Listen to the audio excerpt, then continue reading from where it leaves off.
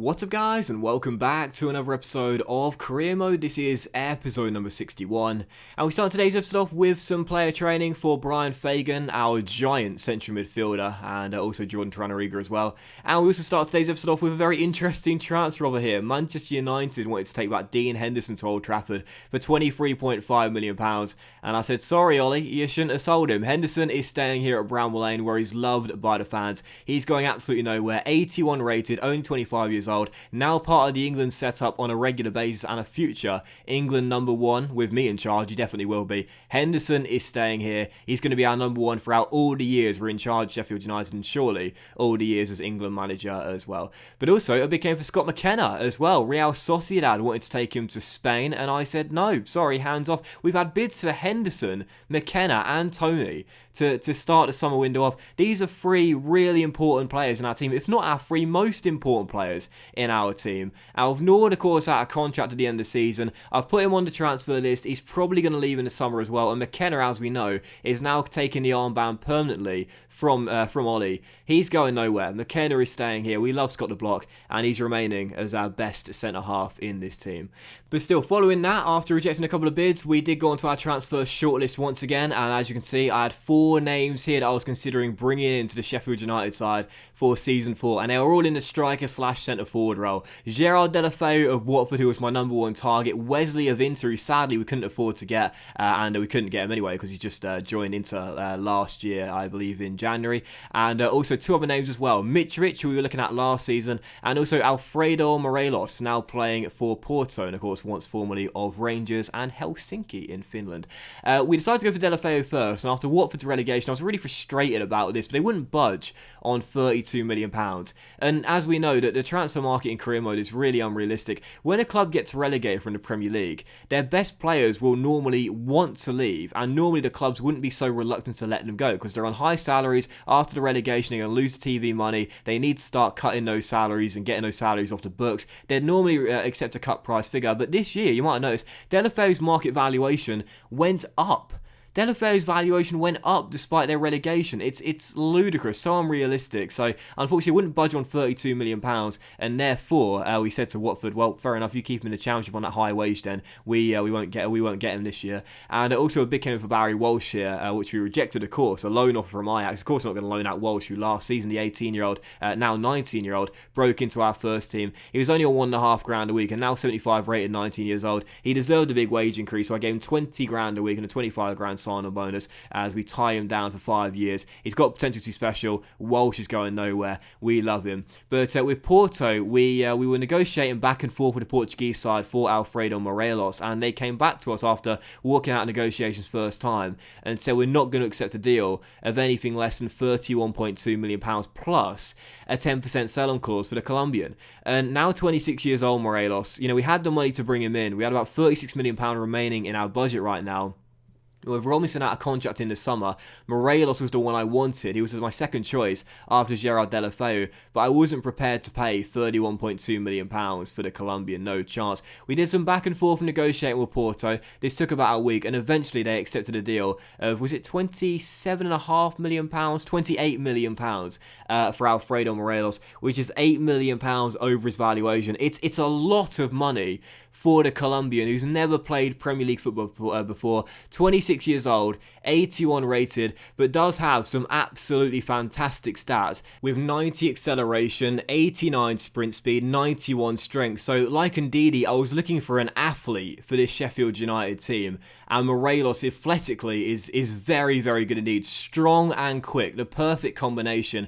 And whilst Tony and Calvert-Lewin would remain as our first choice strike partnership this year, having Morelos coming off the bench with the pace, with the strength, with the high dribbling stat as well, the high medium work rate, he was the one I wanted after Gerard Deulofeu, and he was going to be cheaper than the Spaniard as well. However, his contract was pretty pricey. He wanted a massive wage increase from the £18.5 a week he's got in Porto right now, but he agrees a 5-year deal, £45,000 weekly wage, and a £350,000 sign-on bonus. A huge signing as he becomes our second most expensive signing ever with Sheffield United, behind Ndidi, who signed in this window, but we get him for £28 million million. The 26-year-old Colombian joins. When you look at his key stats here again, it's all about the physicality, strength, acceleration, sprint speed and balance, and he's got high aggression at 86 as well. I want this guy to come off the bench as an impact sub, a step up on Callum Robinson, 4 ratings higher, yet a year younger as well,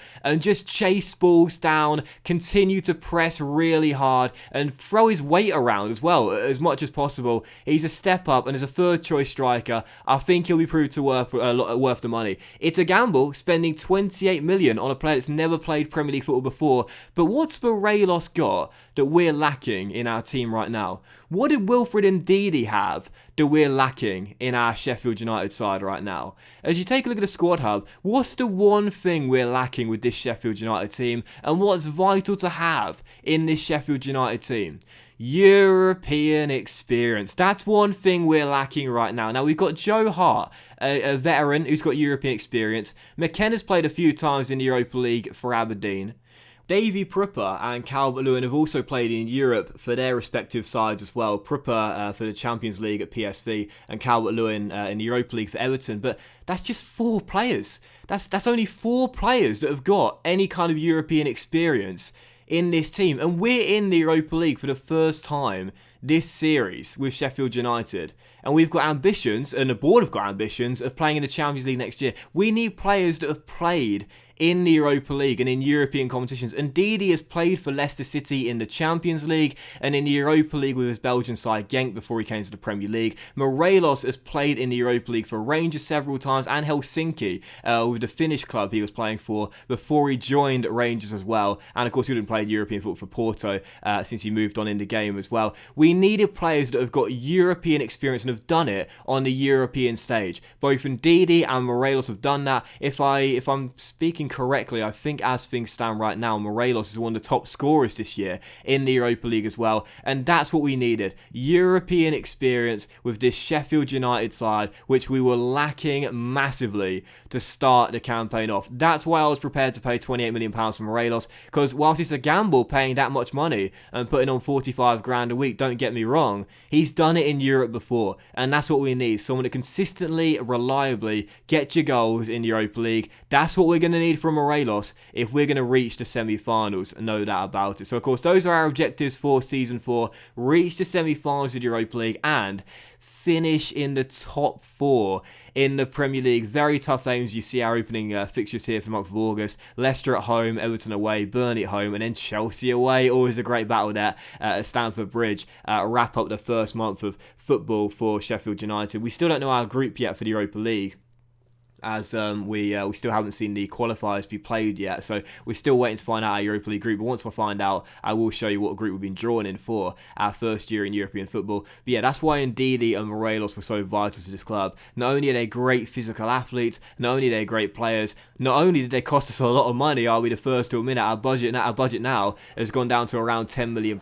We spent over £60 million, or around, £62 million I think it is, on the 2 players. But we've got European experience and class players and improvements on what we already had. So for the first game of the new Premier League season, we would take on Leicester City here at Bramall Lane. Of course, after a fabulous season last year, finishing in 5th place, now aiming for a top 4 place, taking on the Foxes. As you'd see, Wilfred Ndidi, the club record signing, would start this game. Morelos on the bench for this one, as Wilfred would start against his former club on match day 1 here. So a great game for Ndidi to make his debut.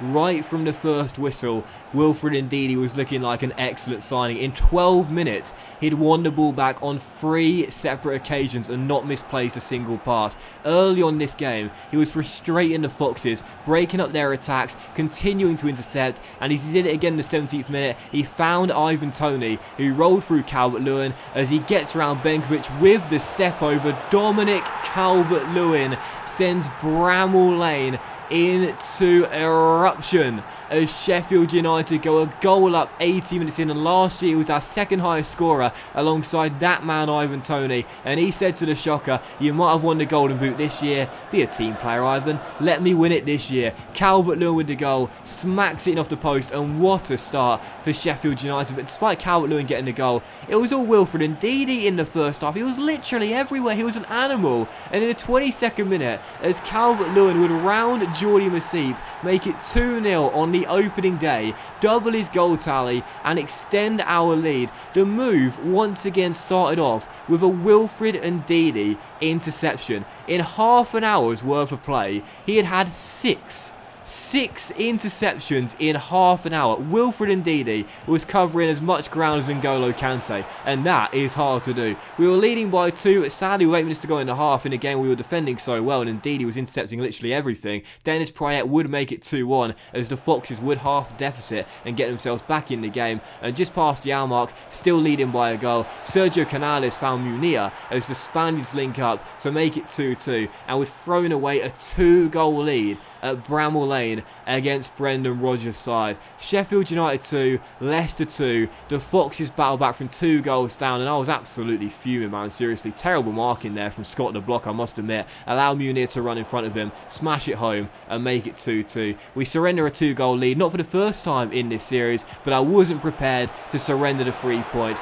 69 minutes into the game, a few minutes after Leicester battle back to make it 2-2, Dominic Calvert-Lewin bags his hat-trick and makes it 3-2, restores our lead and claims his first match ball since signing for the club last year for £15 million.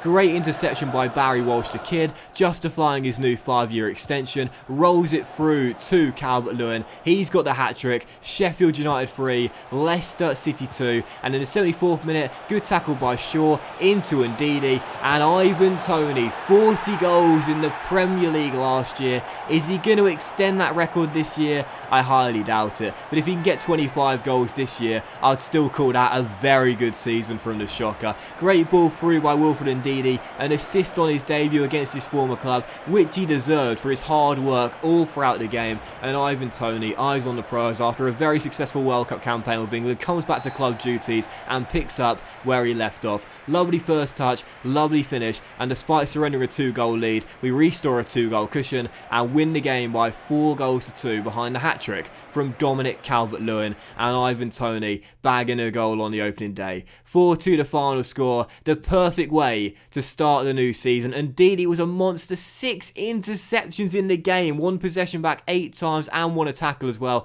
He was superb, but Calvert-Lewin of course man the match with the match ball, his first hat-trick since coming back to Bramall Lane. £15 million, that's all it cost to sign DCL last year. What a bargain.